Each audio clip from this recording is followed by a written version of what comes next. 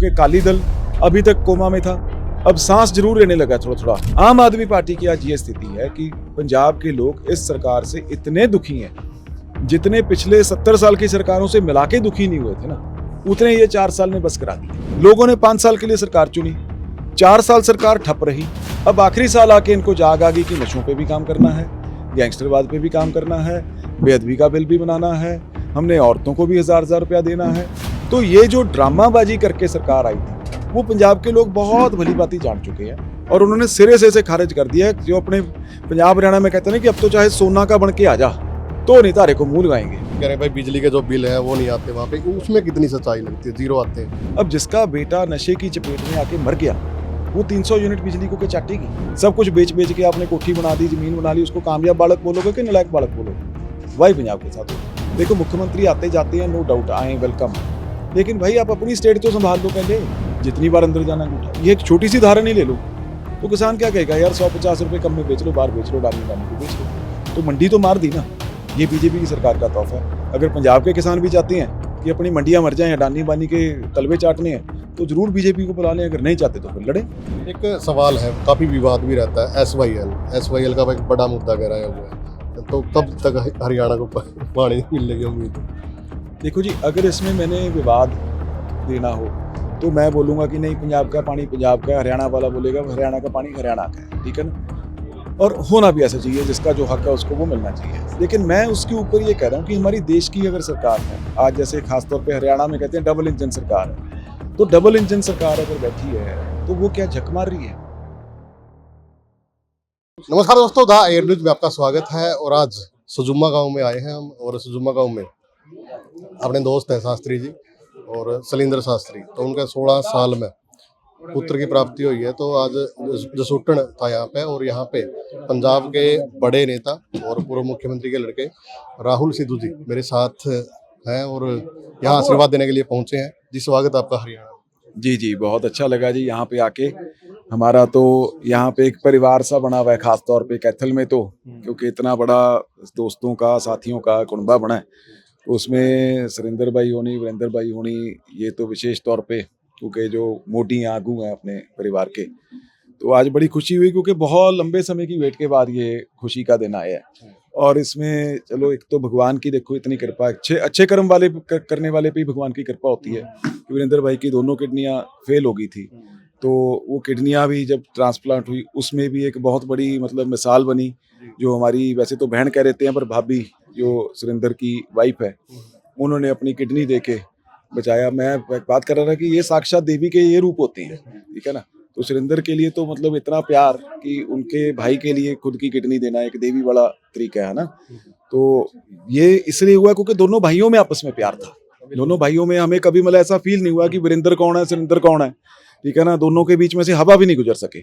तो ये एक का ये प्यार बना रहे, तो ये मिसाल अपने लोगों के लिए भी बनती है कि सुख दुख में परिवार काम आवे है। अगर परिवार के साथ अपा कभी जमीन के पीछे, पैसे के पीछे दरार डाल लेते हैं, वो चीजें तो बन जाएंगी, पर या नहीं बन सकती। बिल्कुल, ये परिवार नहीं। तो उसकी खुशी में आज 16 साल बाद बच्चा हुआ। अच्छा देखो, जिस दिन भाई साहब की किडनी ट्रांसप्लांट हुई, उसी दिन बच्चे का घर पे आना कितना शुभ संदेश है ना। अपने कर्म लेके आया बच्चा, तो उसकी खुशी में आज सारा परिवार इकट्ठा हुआ था। जी, तो बिल्कुल। इसके साथ साथ अब 27 में जैसे पंजाब में चुनाव भी है, तो हरियाणा वाला काम तो नहीं बन जाए? क्योंकि कांग्रेस का यहाँ भी आपने देखा कि कई गुट बने हुए थे और वहाँ भी ऐसा देखने को मिलता है। तो क्या लग रहा है 27 का जो चुनाव? देखो, हर आदमी ये बात कह रहता है कि हरियाणा वाला माहौल तो नहीं हो जाएगा। इसमें 2 चीजें कहता हूँ। पहली बात, पंजाब की राजनीतिक सिस्टम और है, हरियाणा का और है। दूसरी बात, हमारी कांग्रेस पार्टी ऐसी है कि हम अपना पीछा देख के चलते हैं, हम पिछली कमियों से सीखते हैं और उन पे काम करते हैं। तो जो हरियाणा में हुआ वो दोबारा ना हो, उस पर हमारी पार्टी ने बहुत काम किया, निरंतर काम किया। और दूसरा, पंजाब में थोड़ा सा जैसे यहाँ पे पोलराइजेशन करनी थोड़ी आसान थी, क्योंकि यहाँ पे थोड़ा सा जातिवाद का, उस चीज का पंजाब के मुकाबले ज्यादा है, तो वहां पे वो भी बहुत कम है। बीजेपी ने कोशिश की, फांसा फेंक रही है, पर वो फांसा उनका काम नहीं आ रहा। बीजेपी आज की डेट में दौड़ में भी नहीं है पंजाब में।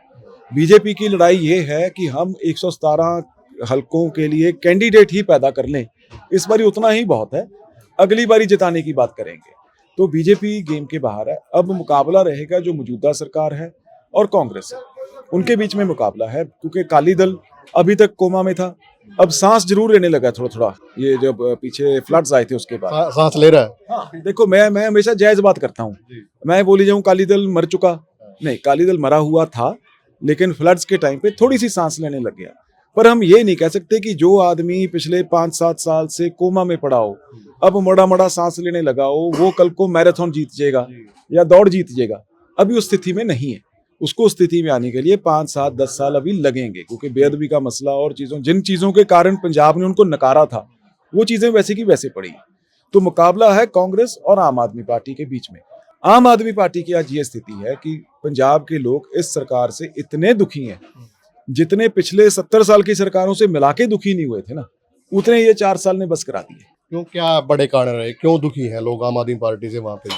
देखो जी, सबसे बड़ी बात तो ये होती है कि आशा जब टूटती है ना एक आदमी की, वो सबसे ज्यादा दर्द होता है।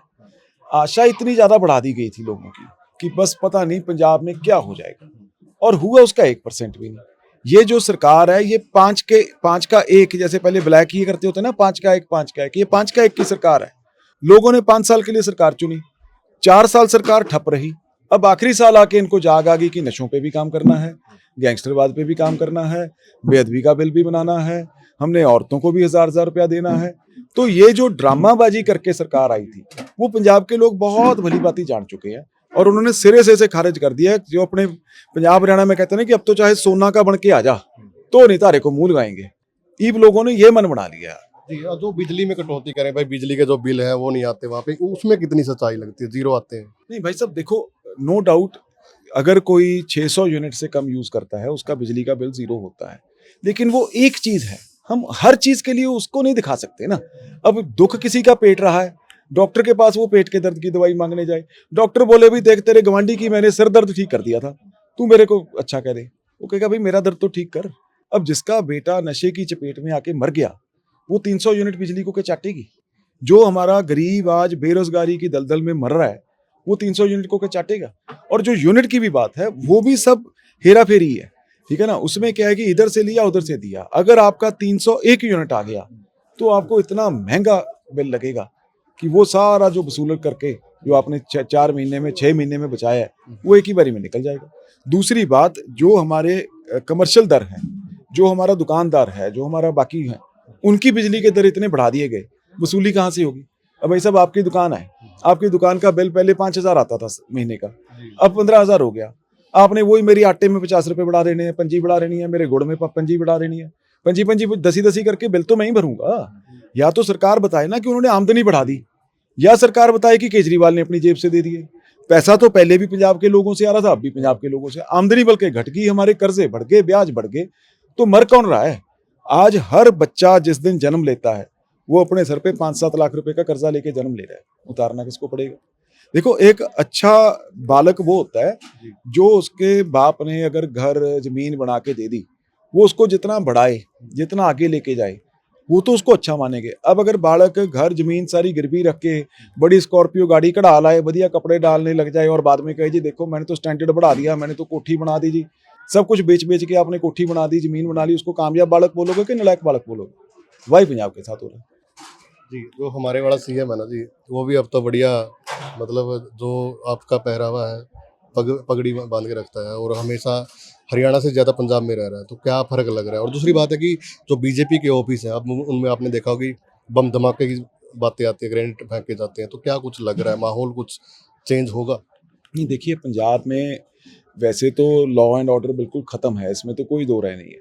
लेकिन जो बीजेपी के ऑफिस में बम धमाका हुआ है, वो 99% जो देश की एजेंसियां बड़ी बड़ी सरकारी लगाई हुई हैं इन्होंने पंजाब को पोलराइज करने के लिए, वो उसके थ्रू कराया हुआ बम धमाका है। क्योंकि अगर आप देखो, प्लास्टिक का बम था वो, जो फोटो में देख रहे हैं, वो बना ही इसलिए था कि किसी का नुकसान ना करे, सिर्फ बीजेपी को हाईलाइट करे, तो वो उसके लिए बनाया गया था। अब जिसको मर्जी पकड़ के अंदर कर दें, उनसे जो मर्जी बुलवा लें। जो रही बात आप कह रहे हो हरियाणा के मुख्यमंत्री साहब की, देखो, मुख्यमंत्री आते जाते हैं, नो डाउट, आए, वेलकम है, लेकिन भाई आप अपनी स्टेट तो संभाल लो पहले। हमारी से अभी मैं पटियाला से आया हूँ, जिस टाइम पंजाब खत्म हो गया, हमारी गाड़ी बम्पिंग ट्रेन पे घुस गई, ऐसे ऐसे ऐसे ऐसे आई है, ठीक है ना। कैथल पहुंचते तक 15-20 से ऊपर हमारी स्पीड नहीं गई। घुसते ही यहाँ पे जिस तरीके से अडानी को हरियाणा प्लेट में परोस के दिया जा रहा है, किसान हरियाणा का प्लेट में परोस के दिया जा रहा है, वही आते ही ये बात चल गई। अब आप देखो, अगर पंजाब के लोगों के लिए हमने तो यहाँ से बल्कि वीडियो बना के लेके जानी है कि भैया यह मॉडल है।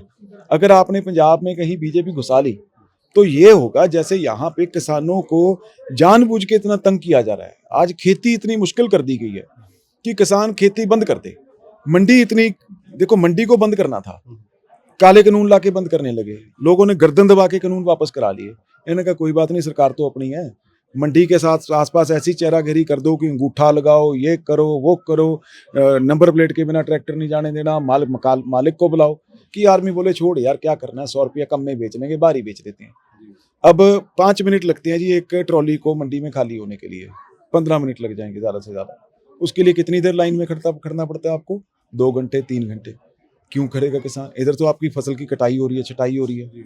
आप वहां जाओगे कि अच्छा वहां काम नहीं कर सकता क्योंकि यहाँ पे अंगूठा लगाना है, जितनी बार अंदर जाना अंगूठा। ये एक छोटी सी उदाहरण ही ले लो तो किसान क्या कहेगा, यार 150 रुपए कम में बेच लो, बाहर बेच लो, डानी बानी को बेच लो।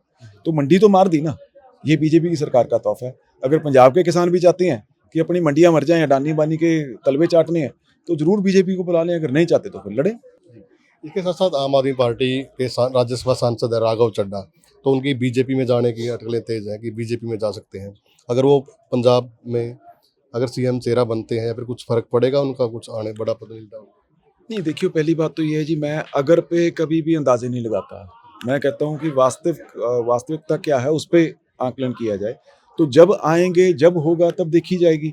बाकी क्या होता है क्या नहीं होता, पंजाब के लोग ये भली बातें जान चुके हैं कि किसी और की तरफ देख के पंजाब का फ्यूचर नहीं बन सकता। पिछली बार भी केजरीवाल की तरफ, ये राघव चड्ढा और इन लोगों की तरफ देख के सरकार बनाई थी ना, तो लोगों ने मन बना लिया कि यार इन लोगों के हाथ में नहीं ताकत है। नहीं, वो चाहे आम आदमी पार्टी में हो चाहे किसी में हो, पंजाब को पंजाब का चेहरा ही चाहिए, पंजाब के लोग चाहिए। कांग्रेस पार्टी की खासियत क्या है जी, हमारी टोटल जो कांग्रेस पार्टी है वो पंजाब का यूनिट ही पंजाब के फैसले करता है। पूरे देश में इंडिया ब्लॉक के अंदर समझौता हुआ, आम आदमी पार्टी उस इंडिया ब्लॉक का हिस्सा थी, लेकिन पंजाब में हमने आम आदमी पार्टी के साथ समझौता नहीं किया क्योंकि पंजाब के लोग ड्राइव करते थे। इंचार्ज हमारा भी दिल्ली से आता है, सब पार्टियों का आता है, लेकिन हमारे इंचार्ज का सिर्फ ऊपर की जो लीडरशिप है उनकी दुख दर्द दूर करने तक का काम होता है। बाकी वो फ्री हैंड देते हैं कि आपने पंजाब चलाना है, पंजाबी चलाएं। सरकार में भी हमारी यही होता है, तो इसलिए लोग कांग्रेस को लाइक करते हैं। हम स्टेट के जो स्टेट की टीम है वो पावर, हरियाणा की है तो हरियाणा की टीम चलाएगी, बाहर वाले का कोई लेने देना नहीं। हाँ। इसके साथ आपकी विधानसभा जिसमें उसमें ना हरियाणा के गांव भी आते हैं कुछ, तो पिछली बार तो थोड़ा कसर रह गई थी, तो अब क्या लगता है कुछ बदलाव हुआ, लोगों में बातें गई? अगर हमारे लहरा हल्का की बात करेंगे तो पिछले 3-4 साल से कल्ले कल्ले गांव में, कली कली गली में जाके हर एक के साथ संपर्क करके पहले तो ये जाना कि अगर कोई कमी पेशी रही, हमारी तपस्या में कोई कमी रहेगी तो हमें बताओ, हम उसको ठीक करें, हम उसको कैसे इम्प्रूव कर सकते हैं। और एक दोबारा परिवार बांधा है। हर गांव में 15, 20, 25, 30 लोगों की टीम बना के हर गांव के घर तक पहुंच की है। और आज की डेट में भगवान की दया से इतनी अच्छी आवाज़ आ रही है। मैं नहीं कहता, पूरे पंजाब से जितने लोगों को अगर लहरा में कोई रिश्तेदारी हो, फ़ोन करके पूछ लें और मुझे बता दें क्या फीडबैक आ रही है। मेरे को तो आज तक जिसने भी बताया, और भगवान की दया से अगर मौका मिला तो ऐसा होगा कि 40-50 गांव में तो किसी और पार्टी का बूथ नहीं लगेगा, बूथ पे बैठने के लिए बंदा नहीं मिलेगा। इतना मेरे को साथ दूसरी पार्टियों के लोगों से भी मिल रहा है, क्योंकि मैं कभी भी किसी को मत्थे पे त्योड़ी पाके नहीं मिला। मेरे को अपना आ जाए उसको तो दिल से लगाना ही लगाना है, कोई पराया भी आ जाए मैं उसको भी दिल से लगा के मिलता हूँ, और अगर उसका कोई फायदा कर सकता हूँ तो करने की कोशिश करता हूँ। और यही मैं सोच के चलता हूँ कि मेरा लाना है भाई, मेरा परिवार है, परिवार में कोई बात नहीं, कुछ परिवार के मेंबरों के मुंह मोटे भी हो जाते हैं पर वो छोड़े थोड़ा ना जाते हैं। अगर कोई परिवार का मेंबर उठा भी है, कोई नहीं, वो भी अपना, उसको भी अपने साथ मिलाएंगे। तो आज उसका असर देखने को मिल रहा है। एक सवाल है, काफी विवाद भी रहता है, एसवाईएल का एक बड़ा मुद्दा गहराया हुआ है, तो कब तक हरियाणा को पानी मिलने की उम्मीद है? देखो जी, अगर इसमें मैंने विवाद देना हो तो मैं बोलूँगा कि नहीं, पंजाब का पानी पंजाब का है, हरियाणा वाला बोलेगा हरियाणा का पानी हरियाणा का है, ठीक है ना। और होना भी ऐसा चाहिए, जिसका जो हक है उसको वो मिलना चाहिए। लेकिन मैं उसके ऊपर ये कह रहा हूँ कि हमारी देश की अगर सरकार है, आज जैसे खासतौर पे हरियाणा में कहते हैं डबल इंजन सरकार है, तो डबल इंजन सरकार अगर बैठी है तो वो क्या झक मार रही है? मैं तो पहले भी देखो, चाहे हमारी सरकारें रही चाहे जिसकी मर्जी रही, मैं उस चीज को ब्लेम कर रहा हूँ कि ये मुद्दा खड़ा क्यों रखा गया, ये आज तक सॉल्व क्यों नहीं करा गया। आज हमारे जो किसान हैं उनको एक पॉलिटिकल वोट बैंक की तरह देख के ये ऐसे मुद्दे रखे जाते हैं जिन पे स्टेट के लीडर फिर धुआंधार बयान करके, राजनीति करके अपनी वोट बटोरते हैं। लेकिन ये एक ऐसा मुद्दा है जो बहुत इजीली सॉल्व हो सकता है। पानी किसी ने घर तो लेके नहीं जाना, खेती के लिए पानी चाहिए।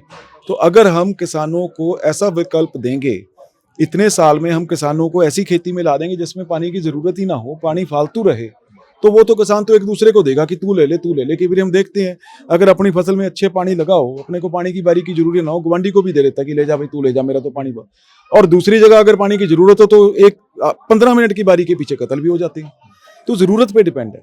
अगर आप ये दौड़े को खत्म नहीं कर सकते, आप जरूरत खत्म करो ना। हमारे सरकारें किसान को कहती हैं जी डिवर्सिफिकेशन कीजिए, डिवर्सिफिकेशन का जो रिस्क है वो आप उठाइए।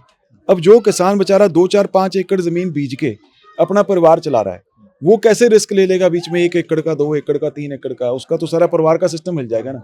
हर गांव में, अगर गांव में नहीं कर सकते तो हर एटलीस्ट सब डिवीजन में, हर तालुका में सरकार एक मॉडल फार्म तैयार करे कि आपके जिला के हिसाब से भी ये खेती यहाँ पे बहुत हो सकती है। सबसे पहले उसकी मंडीकरण की सुविधा सरकार तैयार करे कि आपने ये चीज उगानी है, यहाँ बिकेगी, ऐसे बिकेगी, और उसके बाद वो मॉडल फार्म में बिका के दिखा।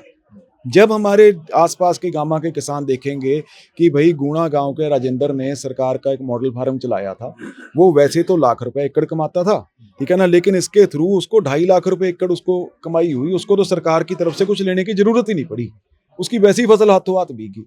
या लोग उसके पास से आके गुण पूछ के जाएंगे कि भाई मेरी भी करा दे खेती, मेरी भी करा दे।